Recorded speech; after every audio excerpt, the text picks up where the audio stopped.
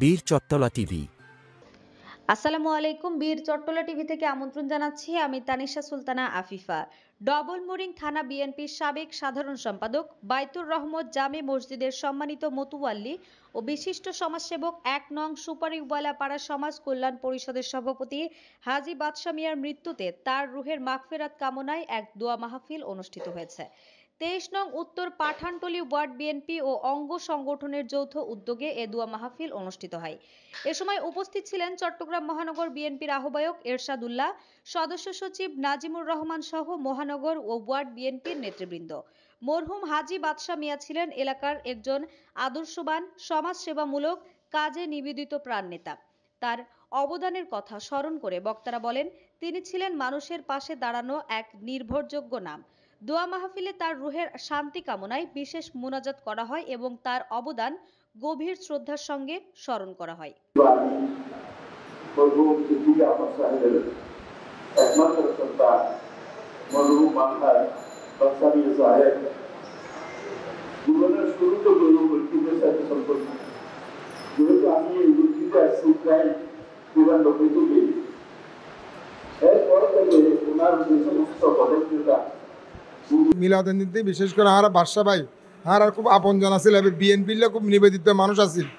বাদশা ভাই এবং তের সহধর্মিনী আর হাতমে বাদশাহ দুনুমা আর বিএনপির যারা বিএনপির জন্মলগ্ন হইতে বিএনপির জড়িত বাদশা ভাইরা আর আইয়ে না আর বিএনপিকে আর মনে করে দি আর বড় নেতা গিয়ে গই এবং আর তের রুয়ের মাগফিরাত কামনা করে আজ আর আজ ইচ্ছি ব্যাকুন অনার এলাকাবাসী ইচ্ছু না আর দল নেতা কর্মীও কলাচ্ছি এই তের মাগফিরাত করবে এবং আল্লাহ তাআলা তের ব্যস্ত যেন নসিব করে এবং এই যে অভাব বাদশার যে অভাব ওনারা এখানে পূরণ করবেন। যারা নেতৃবৃন্দ আছেন এখানে ওনার দলের যেন হনমাত ক্ষতিগ্রস্ত হনমা দল যেন আরও শক্তিশালীও এই ব্যবস্থা ওনারা গ্রহণ করবেন।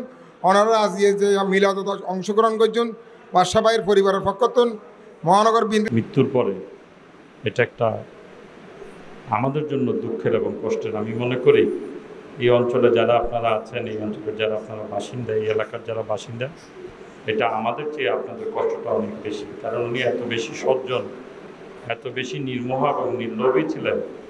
এই ধরনের মানুষ আমাদের সমাজ ব্যবস্থায় এখন খুবই বিরল।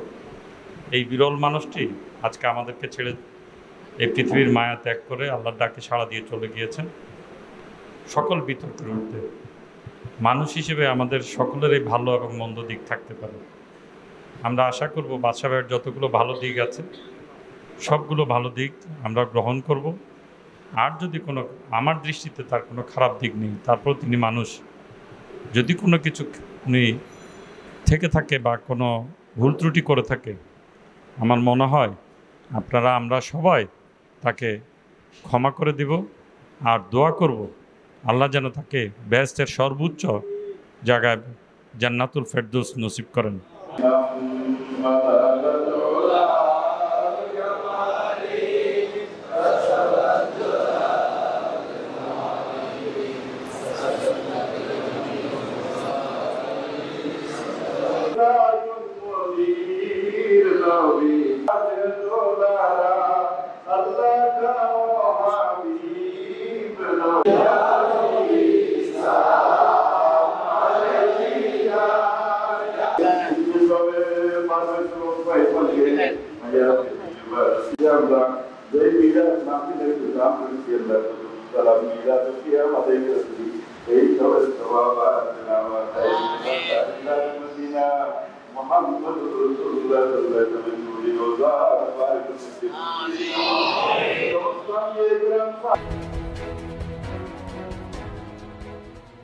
বীর চট্টলা টিভি।